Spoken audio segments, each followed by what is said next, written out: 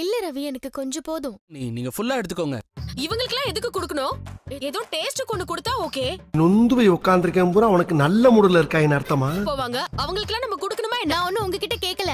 என்கிட்ட இருக்கு, எங்களுக்கு அது போதும். இவங்க கிட்ட எல்லாம் எதுக்கு கேக்குற? இந்த முறை மாட்டுவான். டிஸ்டன்ஸ் மெயின்டைன் பண்ணனும்னு சொல்லியாச்சுல. உங்ககிட்ட இருந்து எனக்கு எதுவுமே வேண்டாம்.